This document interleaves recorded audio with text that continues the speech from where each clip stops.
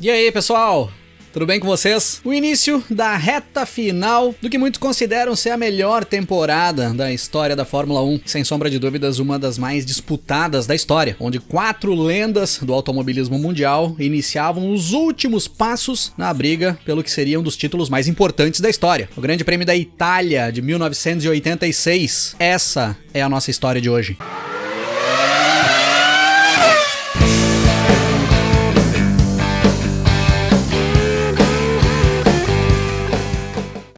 O Grande Prêmio da Itália de 86 era a 13ª etapa do Campeonato Mundial de Fórmula 1 daquele ano, com data marcada para o dia 7 de setembro de 1986, no lendário circuito de Monza, é claro. Como eu disse no início do vídeo, reta final de campeonato. Faltavam apenas 4 etapas para o término do Mundial, um Mundial extremamente disputado, com um nível de disputa ali na frente, na briga pelo título mundial, que poucas vezes vimos na história da Fórmula 1. Nesse momento, o inglês Nigel Mansell da Williams era o líder do Mundial, com 55 pontos conquistados.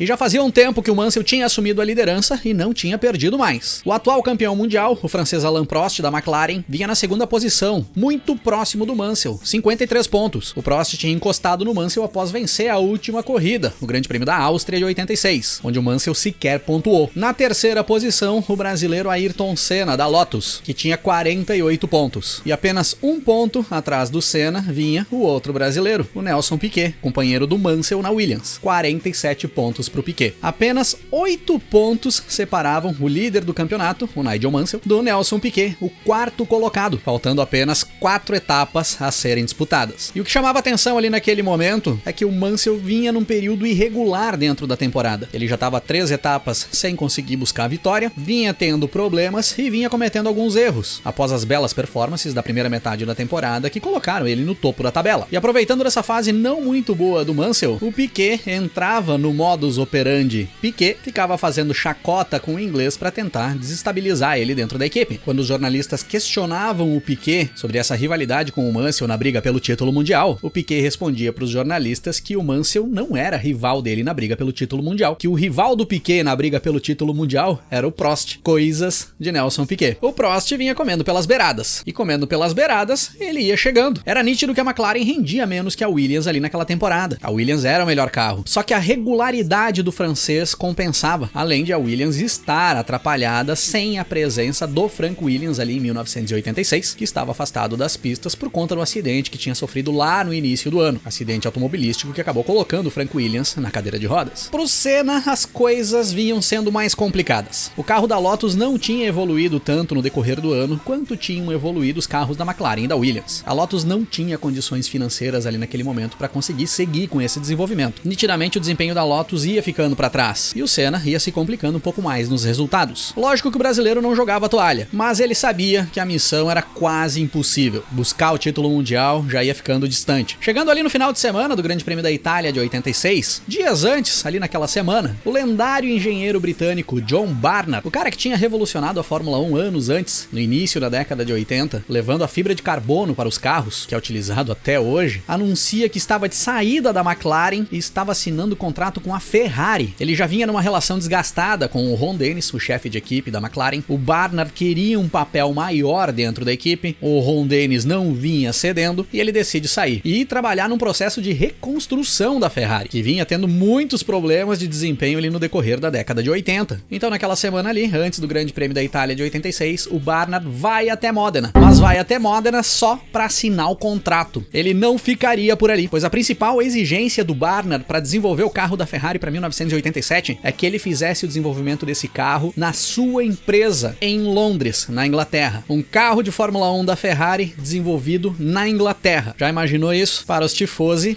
era heresia. Mas para o comendador Enzo Ferrari, podia ser uma solução aos anos de vacas magras que a equipe vinha vivendo. O contrato é assinado, o Barnard torna-se o responsável técnico pela Ferrari e vai desenvolver o carro da Ferrari na Inglaterra, na sua empresa. Nesse momento também, o Jean-Marie Balestre, o presidente da FISA, começava a discutir com algumas equipes e principalmente com a Ferrari, a possibilidade da retirada dos motores turbo da Fórmula 1 e a volta dos motores aspirados. Óbvio que a Ferrari vinha encabeçando essas conversas com o Balestre McLaren, porque como a Ferrari vinha com maus desempenhos, qualquer mudança que viesse por ali era lucro. Então a Ferrari era uma das equipes mais interessadas na retirada desses turbos e a volta dos motores aspirados para a Fórmula 1. E é nesse momento também, pessoal, que o seu Bernie Ecclestone, que era dono da Brabham e presidente da FOCA, a Associação de Construtores da Fórmula 1, compra a equipe Haas, que integrava a Fórmula 1 ali em 1986. A equipe norte-americana vinha tendo problemas financeiros, o desempenho na pista vinha beirando o ridículo, e por baixo dos panos, o seu Bernie Ecclestone vai lá e adquire a equipe do seu Carl Haas. Então, em certo momento na Fórmula 1, o seu Bernie Ecclestone, além de ser presidente da FOCA, teve duas equipes ativas nas pistas. Óbvio que o Ecclestone não iria tocar pra frente esse projeto da Haas. A única coisa que o Ecclestone queria era o contrato que a Haas tinha com a Ford, porque ele já via grande a possibilidade da BMW deixar a parceria que tinha com a Brabham para os anos seguintes. E ele queria um bom contrato de motor para colocar em cima do carro da Brabham, se isso viesse a acontecer. Já no final de semana de Grande Prêmio, ali no paddock, um dos assuntos mais comentados era a ida do Gerhard Berger para Ferrari, para 1987. Ainda não era oficial, mas o austríaco já dava indícios de que deixaria a promissora Benetton e migraria para o projeto de reconstrução da Ferrari. Uma troca extremamente importante ali para aquele ponto na temporada. E outro assunto muito comentado era o anúncio de que a Pirelli deixaria a Fórmula 1. A fornecedora italiana de pneus sairia das pistas após passar muita vergonha ali no decorrer da década de 80 com os maus desempenhos. Dificilmente a Pirelli rendia bem. E eu aposto que tem muita gente hoje em dia que gostaria de ouvir uma notícia dessas nas temporadas atuais. Ou não. Nos treinos classificatórios, os motores BMW mandaram bem demais e as Benettons eram disparadas mais rápidas. O piloto da casa Telfab faz a pole position. E o Berger só não ficou com essa pole porque o motor dele teve problemas exatamente na volta em que ele iria superar a volta do Telfab. Acabou ficando com a quarta posição o Berger. O Alain Prost com a McLaren ficou em uma bela segunda posição, superando o Mansell da Williams que vinha em terceiro. O Senna conseguiu alinhar a Lotus na quinta posição, logo atrás do Berger, abrindo o que seria uma fila brasileira, pois o Piquet com a sua Williams alinhou na sexta posição, ao lado do Senna. Para tristeza da torcida ferrarista, as Ferraris passavam vergonha. O italiano Michele Alboreto ficou apenas com a nona posição e o sueco Stefan Johansson com a 11ª posição. Tava tudo embolado. E os quatro postulantes ao título sabiam que chegar na frente era um passo extremamente importante na busca pelo título mundial. Para os italianos, com as Ferraris lá atrás, restava torcer para o piloto da casa, que estava largando na pole position e vinha com um carro que rendia bem pra caramba. Só que na saída para a volta de apresentação ali no domingo, o Telfab mal arranca o carro e fica por ali. O carro apaga. Pior do que isso, só pro francês Alain Prost, que nem arrancar o carro conseguiu. O Prost teve problemas no alternador e quando foi liberado para a volta de apresentação, os mecânicos ainda estavam mexendo no carro ali no grid. Moral da história, a primeira fila nem se mexeu. Os carros de trás passaram por eles. O Prost correu pros boxes para pegar o carro reserva e tentar largar do pit lane, enquanto o Telfab conseguiu arrancar depois que todo mundo passou, mas teve que alinhar lá no final do pelotão para conseguir largar. Que zica da torcida italiana, hein, pessoal? Quem acaba ficando com a primeira posição no grid ali para a largada é o inglês Nigel Mansell com a Williams. O líder do campeonato ia dando um passo extremamente importante na busca pelo título mundial. Será? E é dessa forma que nós temos a largada para 51 voltas do Grande Prêmio da Itália de 1986. O Berger pula na frente do Mansell logo na largada e vai para a liderança. Logo depois vinha o Piquet e o francês René Arnoux com a Ligier, porque o Senna mal andou após arrancar o carro. Parou por ali mesmo, ainda na reta, com problemas na transmissão da Lotus. Era fim de prova para o brasileiro Ayrton Senna, com menos de 50 metros percorridos. E as chances de título já iam pro espaço de vez. Na primeira volta nós tínhamos o Berger em primeiro, andando muito, já 3 segundos à frente do Mansell. Em terceiro, Piquet. Em quarto, o Arnoux. Em quinto, o finlandês Keke Rosberg, companheiro do Prost na McLaren. E em sexto, Michele Alboreto. Já tinha evoluído bem o Alboreto, graças ao abandono do Senna e a primeira fila que ficou para trás. Mas na volta 2, o Alboreto já começa a fazer o seu trabalho na pista. Supera o Rosberg e vai para quinta posição. Logo em seguida, ele passa também pelo Arnoux e vai para quarto e agita as arquibancadas de Monza. Passando da volta 5, o Berger reduz o ritmo na pista. A Benetton já começava a render menos. E aí essa galera aí da frente começa a se embolar e brigar pela primeira posição. Na volta 7, o Mansell supera o Berger já no final da parabólica, na entrada da reta dos boxes. Agora Mansell era líder. Uma volta depois, ali mais ou menos no mesmo ponto, Piquet também supera o Berger. E agora nós tínhamos as duas Williams na liderança. E quem gostou dessa brincadeira de passar pelo Berger foi o Alboreto, que já na sequência passa o Berger também, logo depois do Piquet, bem na frente da arquibancada na reta dos boxes de Monza. Os tifosi já estavam insanos nas arquibancadas. Chegando ali pela volta 10 de corrida, o Alain Prost já era o 10º colocado. Olha o que já tinha evoluído esse francês na pista. Passando da volta 10 de corrida, nós tínhamos o Mansell em primeiro, com o Piquet em segundo, o Alboreto em terceiro, o Berger em quarto, o Johansson em quinto, também vinha evoluindo indo bem com a Ferrari, o Rosberg em sexto, o Arnoux em sétimo, o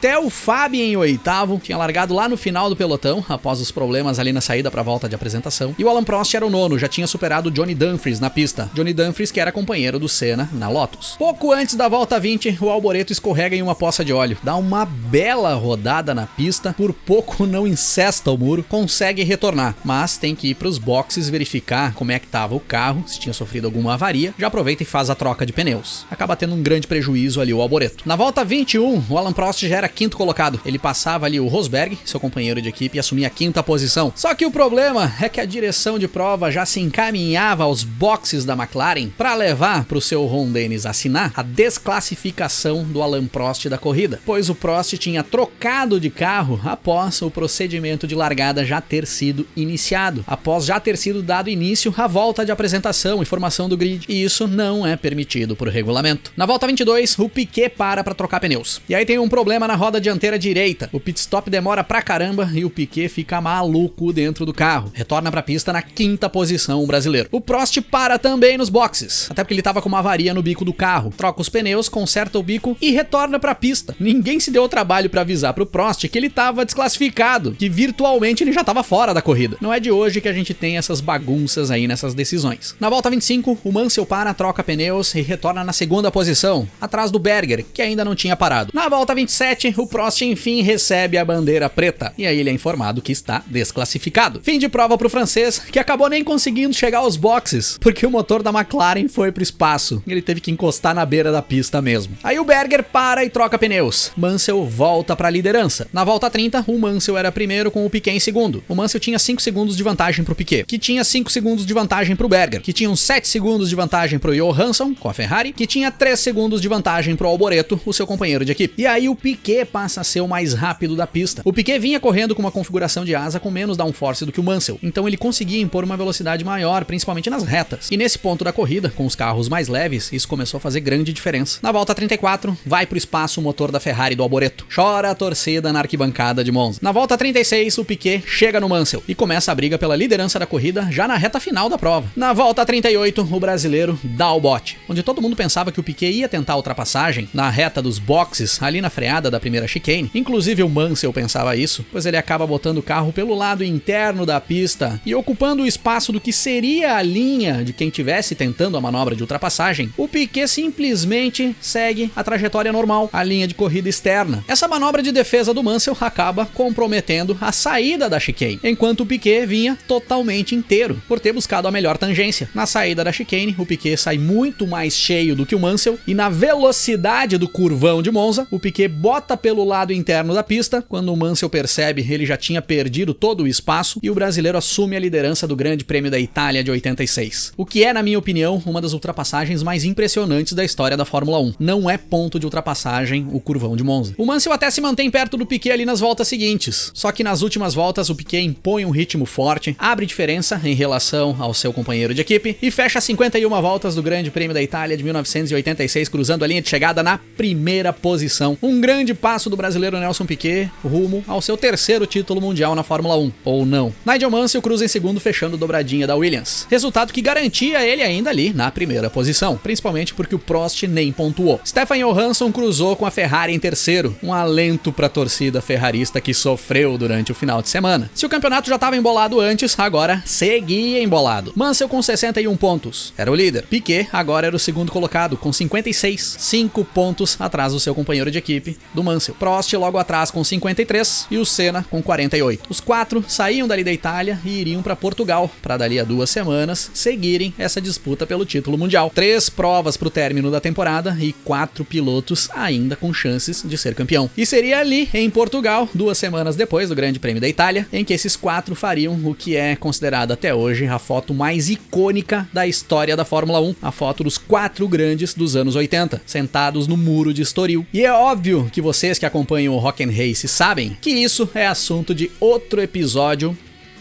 aqui do canal.